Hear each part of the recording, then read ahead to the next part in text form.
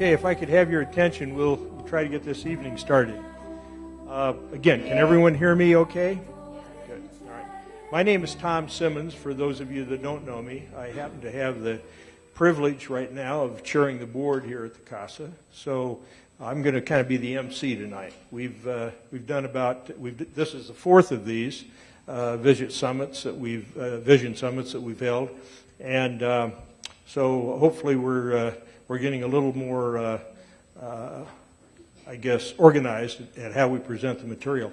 But I'm really pleased to see all of you here tonight. Thank you for coming. It's really important that we periodically have these sessions to keep the community informed and up to speed and invited to participate.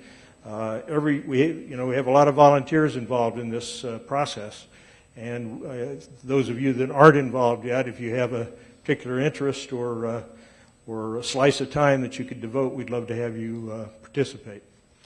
So with that, I'll open the evening and thank the CASA staff and the volunteers for organizing tonight's meeting.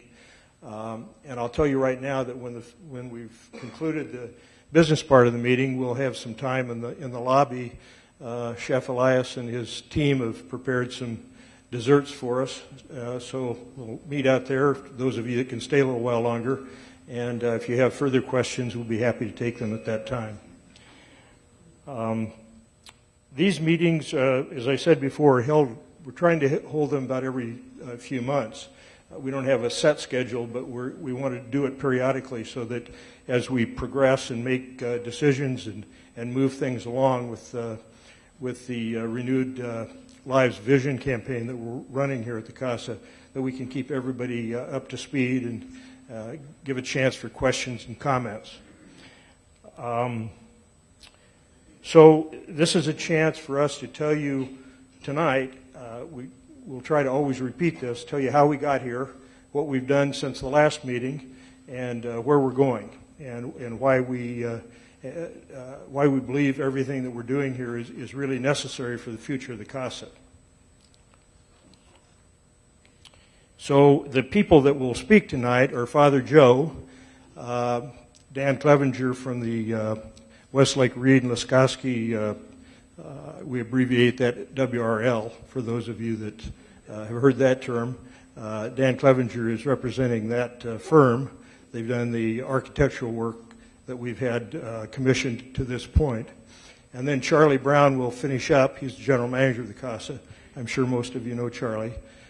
He will conclude with telling us where we're headed and how we're going to get there. There's been a lot of groundwork done. This process has really started probably about 3.5, 4 years ago. So this is not something that just started last fall. And I want everyone to know there's been a lot of work done by a lot of people. The staff has been unbelievably involved, spent a lot of extra hours over and above the operating roles that they have here to keep the CASA functioning. So we appreciate that very much, and a lot of volunteer hours.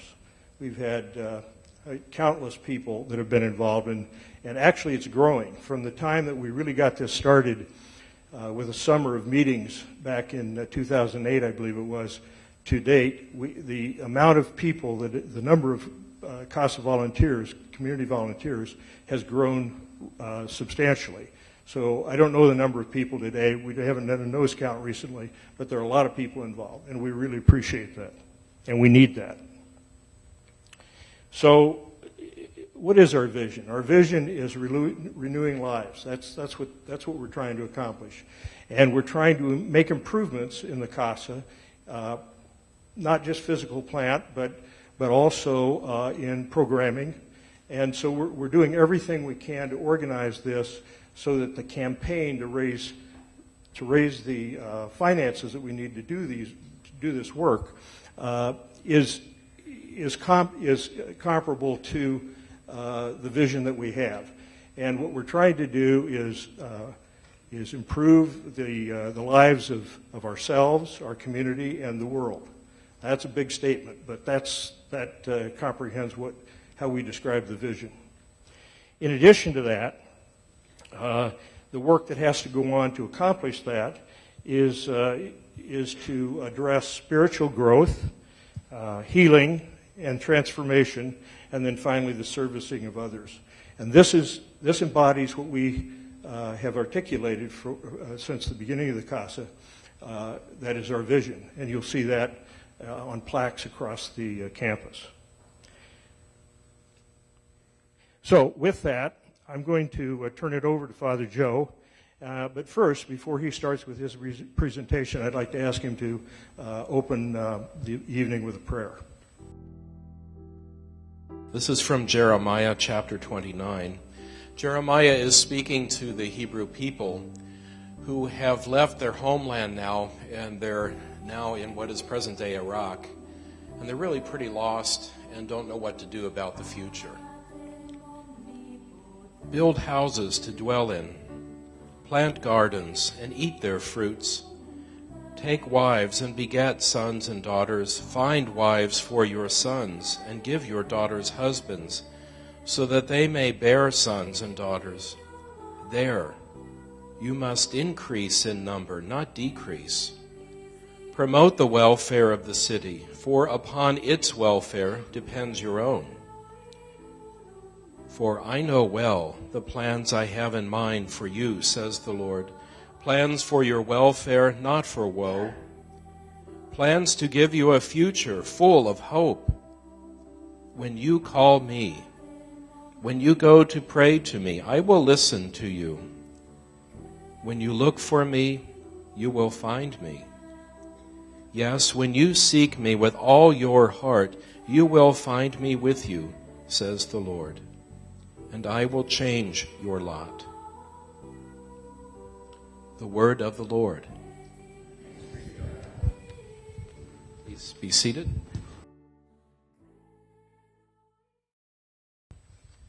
So I'm going to take you on a brief historical journey, emphasis on brief rather than historical or journey. Okay. How did we get to where we are?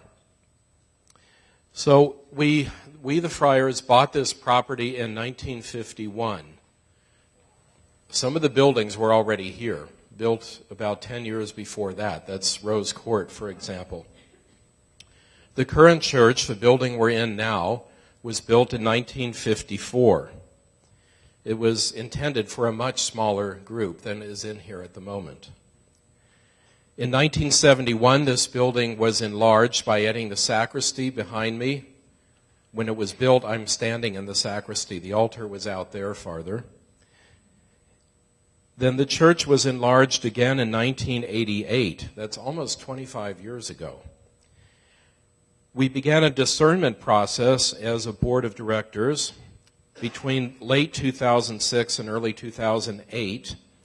And out of that, there were many people involved in that. And I should tell you, if you look in your packets, you'll see it's called a timeline. There's a list of all kinds of things that were going on and groups involved in these things. Maybe they didn't give it to you yet, and maybe they did. Not yet. Okay, that will come later. But all those community involvement things are listed there and the dates of when they happened. There was a readiness study done professionally, and results were received from that. That was finished in 2010. And then that was vetted over the next 10 months. Historically, the property really developed with a lot of Band-Aids, I have to say, rather than major surgery. So, for example, buildings kind of popped up all over the property, but they were never part of a master plan. It was always a response to something at the moment, and really there was never a look at, oh, what could this be in 25 or 50 years, and plan accordingly. No, that was never done. So buildings were scattered all over the place, which has some value to it. Therefore, though today the facility lacks, I would say, cohesiveness and integration. For example, we have a set of bedrooms on the parking lot and offices in the back part of the property where it's quiet. These are problems that we have today.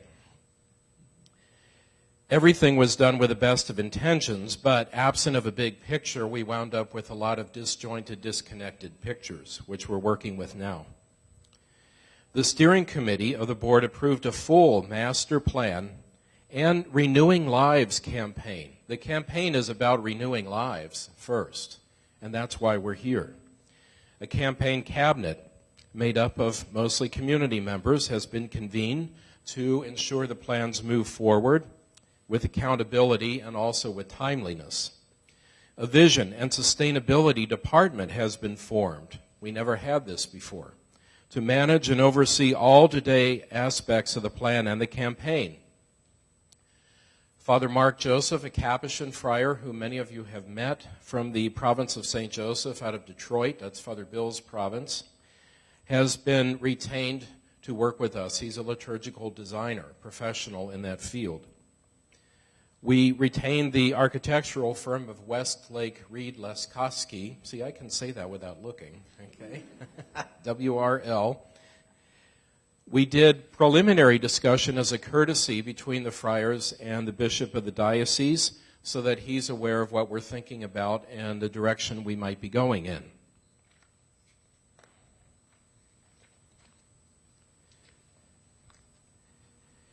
The master plan you're about to look at pretty soon here will be completed someday. Do I know the day? No, I don't. But like Jeremiah, I know there's a future full of hope. It will happen someday. And it will happen in accordance with things we hold very dear. Our Christian and specifically Catholic tradition, very certainly, and especially our Franciscan tradition. I want to say a little bit about that. And in the packet you get later, there will be an article I wrote, what's a theological foundation for this work that we're doing? There's a story about appropriation in there. I think all of you know St. Francis spoke a lot about poverty. And so we have this paradox of sitting on some of the most valuable real estate in the United States while we have vows of poverty. Santa Barbara is another example. I can give you some others, okay? And even in the life of Francis, it was rather paradoxical. I don't know how many of you realize he said we should never own anything, but then he turned around and accepted ownership of an entire mountain in Tuscany. We don't own that much property, not even close.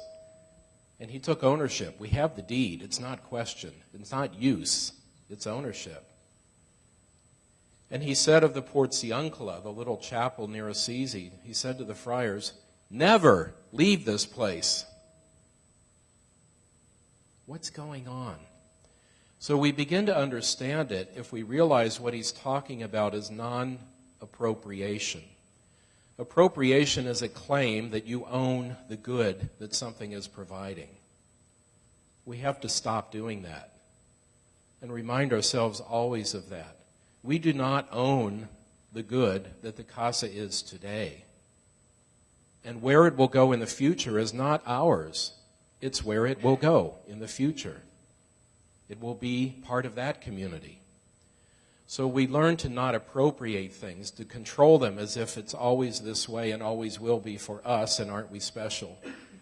No, we let go of that for the good of the people who come after us. Just as Father Owen did in 1951 when he drove in here, came for, we know, a ham sandwich and a beer. That's all they were stopping in for. But when he saw it, he said, this is the place.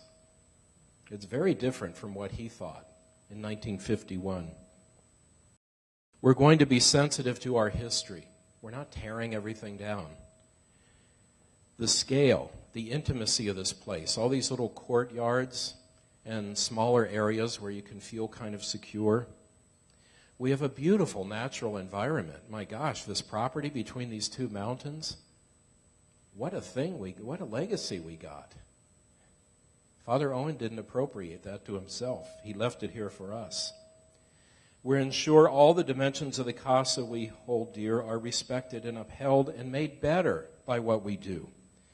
The timing of the project, which I get asked about a lot, depends on how quickly funds are raised. So we can't say dates when we don't know how fast that will happen. But the project is scalable. More projects can be completed as funds are available. You'll see in the master plan it's divided into projects rather than phases. The Renewing Lives campaign. that's what we're about, renewing lives, is currently in the quiet phase. That doesn't mean secret. It just means you're not doing big events and talking about it to everybody on the face of the earth. It's the quiet phase in which we talk to people who could be major donors and ask them what kind of support do they think they can give us. So we're finding that out now, and that will take some time yet. We're not nearly done with that. These are people whom we say can give a transformational gift. This is like $500,000 or more than that. Once we're near completion with this quiet phase, we'll set a firm goal for the campaign. We anticipate setting this goal in the late fall or early spring. Our first priority is the church and its associated projects. We have every confidence that we will complete this project. There are other projects, too, that we need to look at. And so now I'd like for us to begin looking at the plan. A lot of this work, so much of this work, has been done with the professional help of Westlake Reed Laskowski, and Dan Clevenger is here to represent the firm.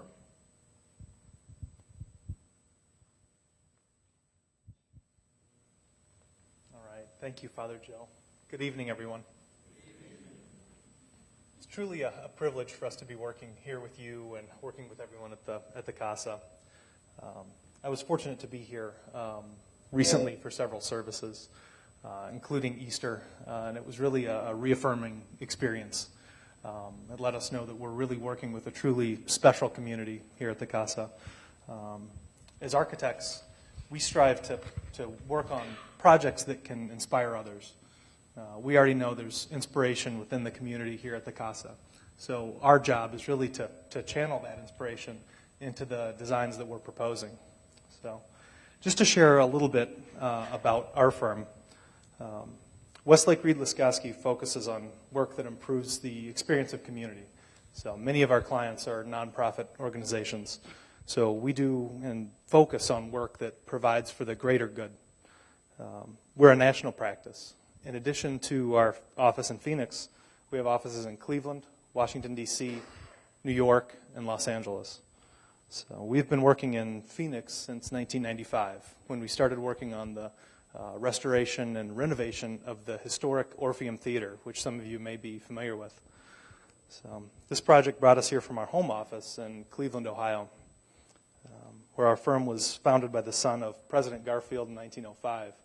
Now, with most clients that we work with, we can say that we've been around longer than they have, and we have a history that's much deeper. We can't obviously say that with the history of St. Francis. But this connection to our historic roots, which we approach any project with a certain sensitivity. So we understand the history of a place, we understand the importance of history within our firm, and we'll approach the CASA in the same manner. So, aside from the Orpheum Theater, some of our work that reflects this sensibility includes the renovation of Phoenix Symphony Hall, the Balboa Theater, similar era to the Orpheum Theater, the John F. Kennedy Center for the Performing Arts in Washington, D.C., as well as several Catholic organizations in the Cleveland area. And that includes St. Ignatius High School, St. Joseph's Academy, St. Vincent, St. Mary Preparatory Academy, and the Church of St. Stanislaus. So, and that's a variety of new work as well as historic renovation and renovating the properties they already had in place. As a firm, we approach projects from a holistic perspective.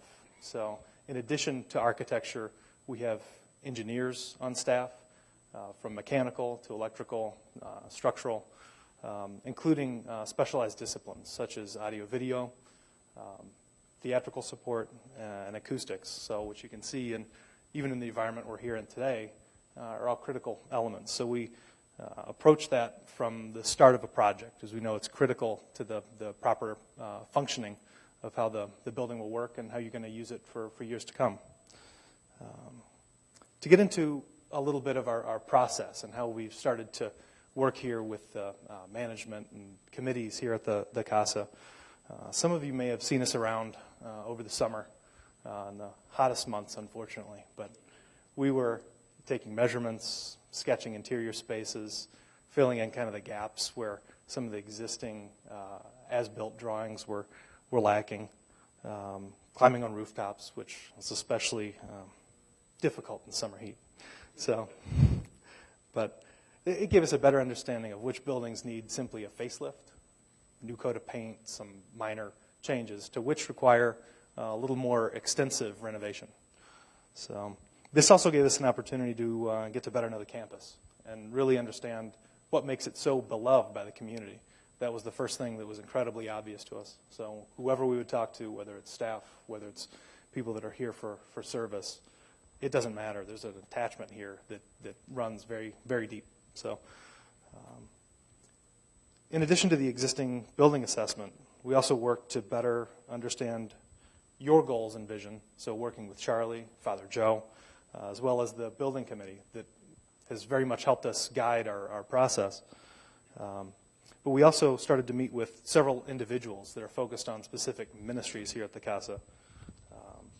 Just to name a few, we met with Pat Julian, who's in charge of spiritual direction, Adam Stein and Patty Tafoya, who are in charge of youth ministry and family catechesis, Sue Force, who's in charge of meetings and conferences here at the CASA. We quickly found out the depth of service the CASA provides to the community, and that should be something you should be all very proud of. This is much, much more than just the church. So it runs much, much deeper than that. So this research helped us to better understand how the campus can better accommodate the existing needs, existing and emerging needs of the community. Some of the high-level plan elements, and then we'll get into what the master plan starts to look like. So at the end of this research, we ended up with both an understanding of the existing building conditions, the existing building stock, so which we put together in a detailed report for the CASA. So itemizing each building, focusing on each discipline, structure, electrical, mechanical. And that allowed us to better understand, what the needs in the future would be. To summarize our conclusions, we ended up approaching the design of the master plan with the following information. Currently, there are 55,000 square feet of space under roof at the CASA. After our research, it became clear that there's a need for 110,000 square feet under roof. That essentially doubles the size of the CASA as it is today. The current church is 2,700 square feet and seats 212 people, plus another 90 to 100 in movable seats, and as you all know, as you go out into the lobbies and into Palm Court. So by comparison, the new church will seat 600 people in fixed seats, another 200 in movable seats, while improving upon the amount of seats that can be close to the altar. Our studies for the church, the design of which is still in progress, and we won't get into detail just yet today, but it provides approximately 10 fixed rows. The space we're in today provides 8 fixed rows. And that's if you don't include the space that goes out into the people that are sitting out in Rose Court, sitting out in Palm Court, and sitting out in the lobby. So as you know, that starts to add up in a hurry. We're able to keep the distance from the altar very close by bringing the space more around the altar. As you can see in the space today, it's deepest in the center. We're starting to bring this so it's focused more around. So we're bringing people this way and view the altar from multiple perspectives. So intimacy within the church is the foremost priority in our design. So that's the thing we've talked about in every one of our meetings, and it's the majority of the conversation. How do we keep the space intimate? So all buildings on campus, so the third point then is all buildings on campus can be maintained. Many need renovation to address code and accessibility issues, as well as making them better fit the needs of the CASA. There's no reason why any of the buildings on the campus should be demolished. They're all in very good condition, and Mike and the rest of the maintenance team should be very proud of the condition that they've kept everything in. So, as Father Joe mentioned, the campus dates back a long, long time. So, as we lead into the master plan itself, this research and attention to the existing campus has given us the background to respect the legacy of what got the Franciscan Renewal Center to this point. And with our experience in historic renovation projects, we understand that it's important to tread lightly for these projects. And we get into these theaters like the Orpheum that was done in the 1930s. We know that that's the character that needs to maintain and be restored. So, and we're approaching the master plan and new buildings at the Casa in the same manner. We know we need to respect the history while making this a better place for the community to better serve the needs. So we'll do everything we can to provide the physical space to bring that legacy to future generations, which is very important. So, and now we'll get into the master plan itself. So I know this may be difficult for some of you to see. We're going to have a blow up, as Tom had mentioned, out in the lobby, and I'll be there to answer any kind of questions you may have. We can take a closer inspection of the plan. So let me start with, get the laser pointer here. So just to orient everyone, this is Lincoln Drive here at the south.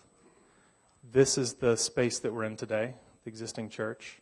And then you can see in this lighter color the existing buildings of the campus. So as an overview, we approach the master plan with several key points. Don't change more than required. Out of respect for the intimacy and character of what exists now, and knowing that if things can remain the same as they are, and there's other areas that require more attention, focus our efforts there. So you can see, for instance, in the plan, much of the parking remains similar to as it is today. So if we don't need to tear up all that parking lot and rework that, let's try to keep that the same and focus on other areas of the campus that may require more attention. Point number 2 is repurpose existing buildings, don't remove them. As we get into the discussion, there's several examples of that, but buildings can go from guest rooms to offices. They can go from offices to conference rooms. So what are the buildings where we can keep the exterior shell and start to modify the interior partition walls and start to make it a more functional environment? Point number 3 is to reorganize like uses on the site. So as we started to look at how the master plan can grow, how can we keep the church functions together, the liturgical functions? How do we keep the conference functions together? How do we keep guest rooms and retreat rooms together so that those start to function as kind of individual zones, in a sense, within the campus, and then start to mingle within the courtyard spaces like Palm Court?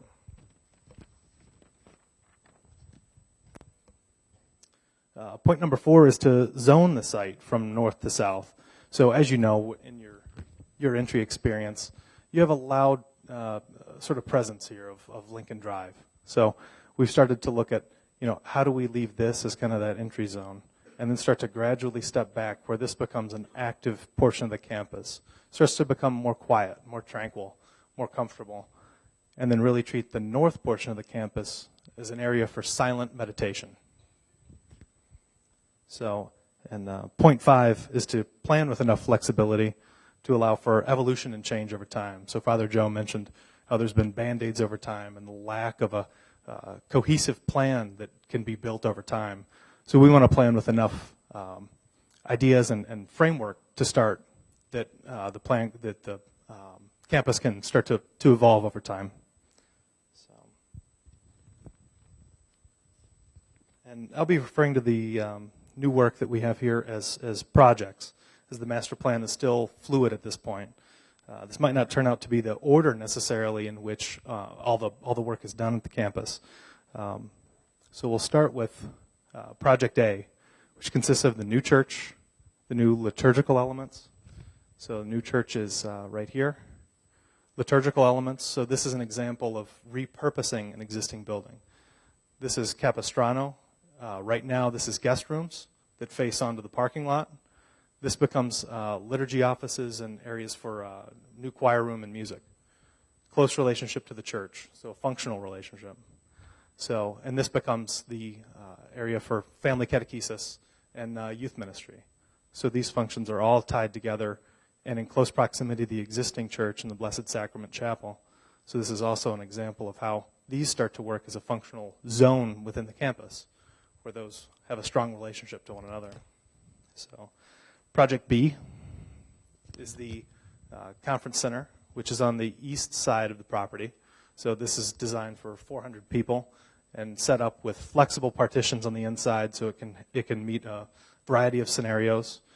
You can see here with the courtyard in between, we've started to, the strength of the campus as it is now is the experience of the outdoor spaces. So how you transition from palm court into the rose court, and all of the buildings start to address those beautiful exterior spaces.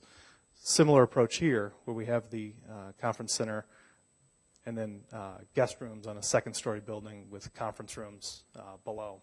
So, as well as addition to dining and kitchen facilities. So, and then Project C, which is to the north portion of the campus. This is the Healing Center.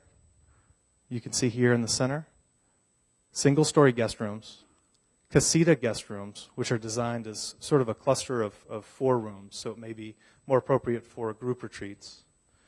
And then a couple of hermitage guest rooms. So again, focusing on this as the most silent portion of the campus, quiet meditation. So,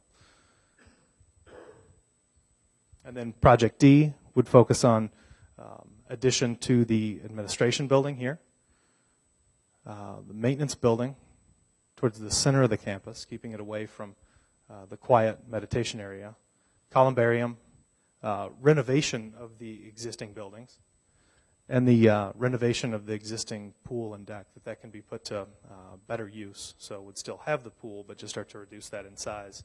Allow that to function in a sense as more of a courtyard, like some of the other spaces. So, in addition to these projects, there's continued support for programs and ministries, campaign and development costs, financing expenses, and funds for some serious infrastructure enhancements. Again, as Joe mentioned, a lot of this has been Band-Aids over time where one thing falls apart and we find a quick fix to it.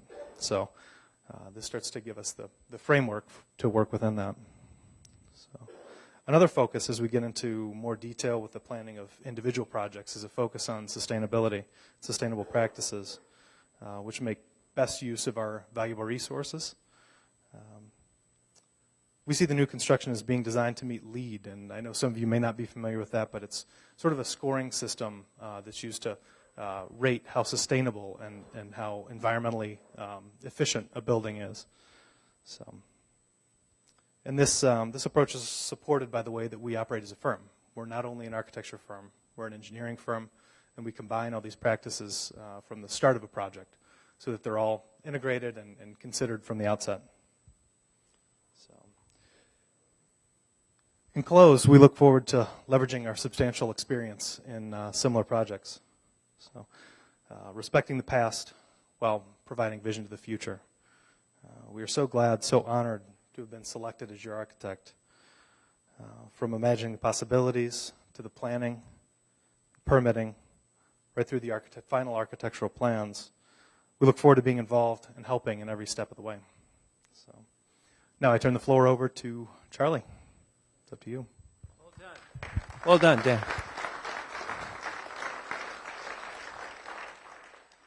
Well, first of all, I want to thank all of you for coming tonight. This is an excellent crowd. This is our 4th summit, and this is the largest showing we've had at all 4 summits. So I appreciate you taking the time to come and discover more about the vision of the CASA. And most of you that have been in any type of visioning process will know it's hard work.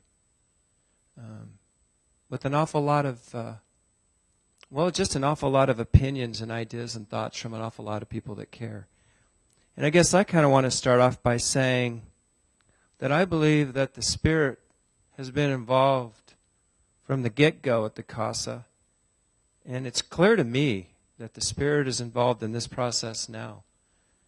And it's one of our values on staff, and I believe it stands for the entire community, that it's our role to cooperate with the Spirit. And it's in that cooperation with the Spirit where the best right answer lies. And in that spirit, I'll just share a little bit about what I want to talk about, which is engagement and structure. You know, you can't do very much without some type of structure and planning. And I know sometimes Franciscan and planning is an oxymoron, but I sometimes think that's an unfair personification of what these men have done for 800 years with the laity. So you start with a campaign cabinet, and it's the cabinet's role to oversee and implement all of the strategies around a complicated campaign and master plan like we've undertaken. And they work in unison with a very important committee. By the way, the campaign cabinet is made up of 12 engaged and, I got to tell you, really committed volunteers here at the CASA, as well as the friars and myself, putting in tons of hours at lots of meetings and doing an awful lot of listening. They work in unison with what we call here at the CASA a sustainability committee. Many of you may refer to that as a development committee and other nonprofits. It's like a development function. But here at the CASA, it just makes sense for us to call it sustainability. And they report to the board of directors, as does the campaign cabinet. Board of directors is made up of 15 people, of which 11 are all community members, very engaged, hardworking, loyal volunteers here at the CASA. So this sustainability committee, its primary function has been to cultivate and engage. And we've been busy. It's also made up of terrific volunteers here at the CASA and several members of staff. Within the sustainability and campaign cabinet committee structure, there also lies several other committees for which many CASA community members have already become engaged with.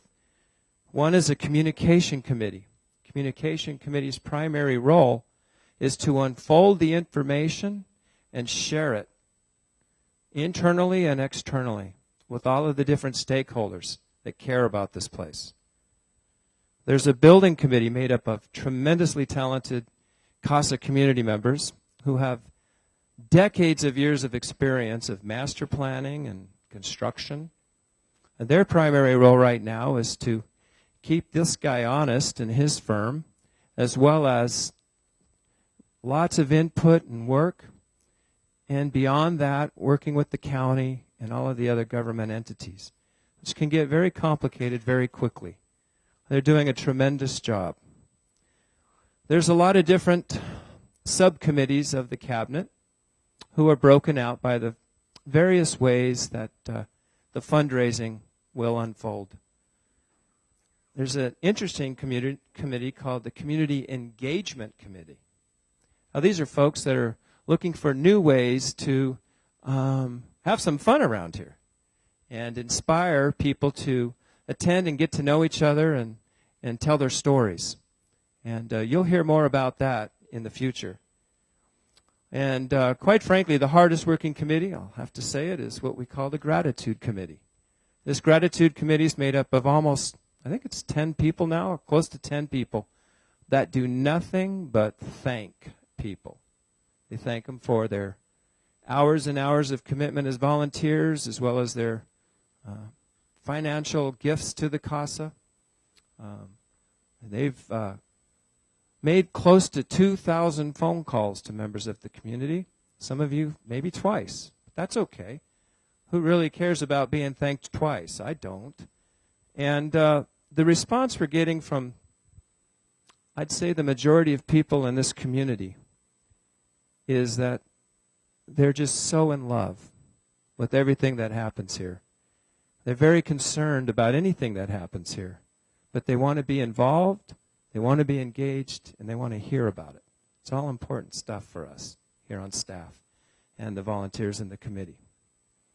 So there's ambassadors who are a part of something I'm going to share with you in just a few minutes. These ambassadors are folks that are out engaging the community. So we also have other folks that are helping us get engaged. And they're professionals that we've hired. One is Rachel Osterly, and she's standing in the back. and she is one of our consultants helping us on the process.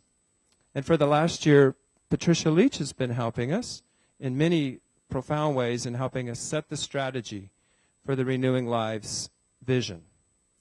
We couldn't do it without the help of engaged professionals that bring with them the experience, the wisdom, and the expertise so definitely needed in order to undertake such a big vision. The structure for discerning the design of the new church has also been assembled. These are 12 volunteers that were picked here from the CASA because of their background in liturgy. Their years and years of working with all of the different norms of the church and the standards and rubrics that are required any time that you begin to do a planning process around building a new church. They've met and spent many hours working with our liturgical consultant, Father Mark Joseph, and they're about halfway through their process. Outside of that will be a larger group, kind of an advisory group, of 50 to 100 people in the CASA community that will work closely with these 12 people over 3 meetings to really digest what the Spirit is leading and guiding the 12 to envision. So quite a few people involved just in that particular project of this master plan. So there's been a lot of proactive collaboration and cooperation going on over the last year. And I think the Spirit is really involved in guiding us as we look for ways to find the truth in sometimes this coincidence of opposites. And I think that's kind of what we've always done here at the CASA. So recent successes in engaging this community.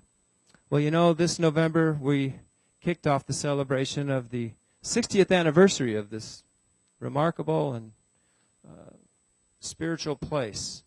And we kind of made it important through a number of ways. We did the 60 days of gratitude with a different prayer for each day of those 60 days. And if any of you didn't receive those beautiful booklets and handouts that were made that were a very special reflective prayer, we do still have many available out in the lobby.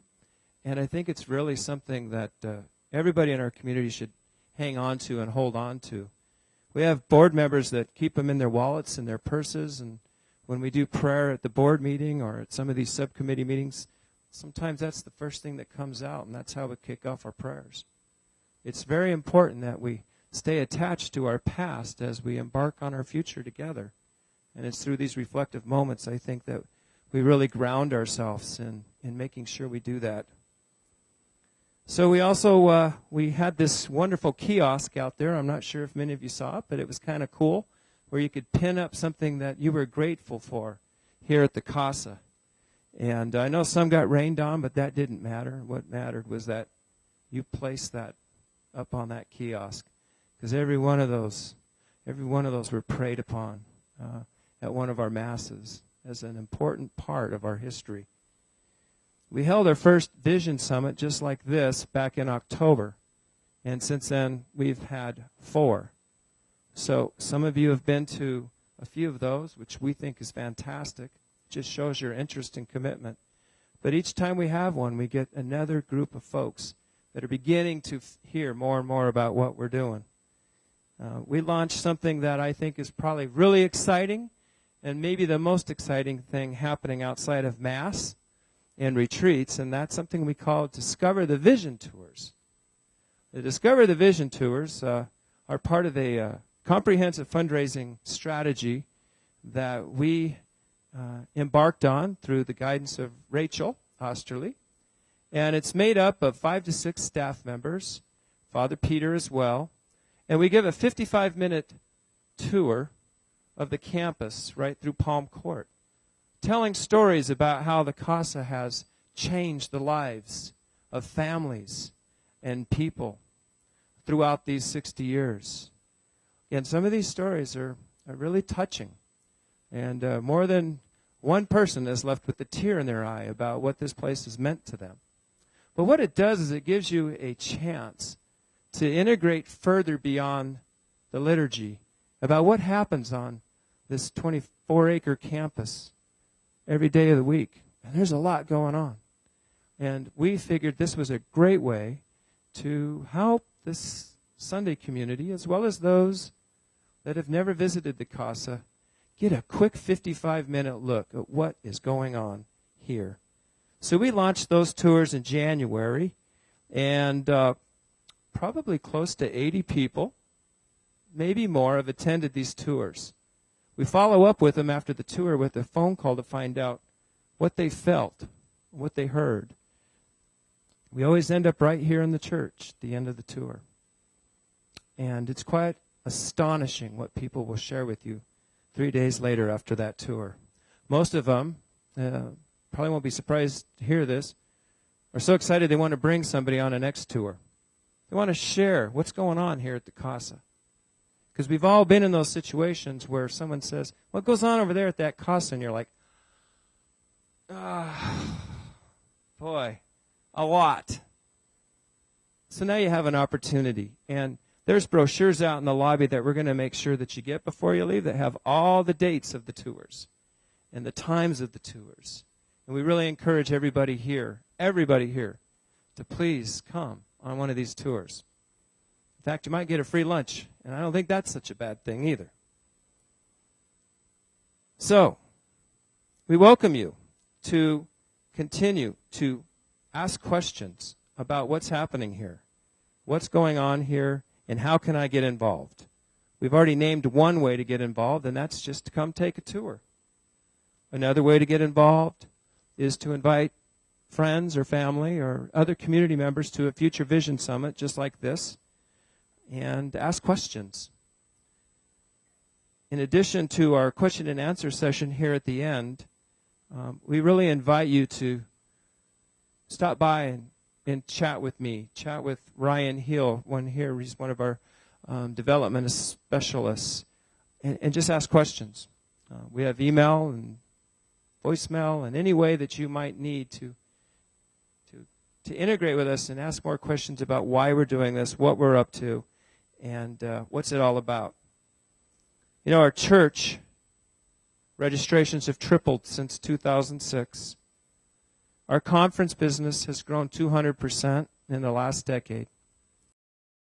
400% growth in our social justice programs just in 2 years. 90% growth in our family and youth participation in 1 year. We're not advertising. We're not out there marketing. It's an attraction that brings people here. We're up to something good. We're transforming and we're healing.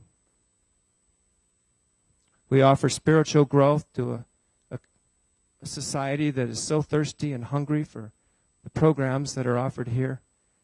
And we teach people in a very special and Franciscan way how to serve others. So it's an incredibly exciting time to be part of the Casa. And we're humbled to be the stewards of this great place, Father Joe, myself, the staff. It's unlikely that Father Owen de Silva, when he sat and had that beer, Father Joe, ever thought 60 years later there'd be 125,000 visits here a year or more. It's quite phenomenal. It's something that we should all be very grateful for, as I know we are, and be open and willing to discover the future and our vision together.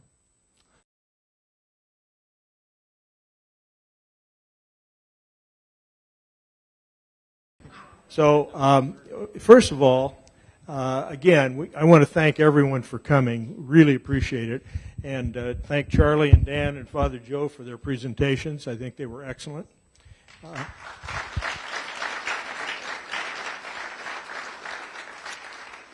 So in just a moment, we'll adjourn and go to the lobby and have some refreshments and a chance to talk and ask this guy more detailed questions.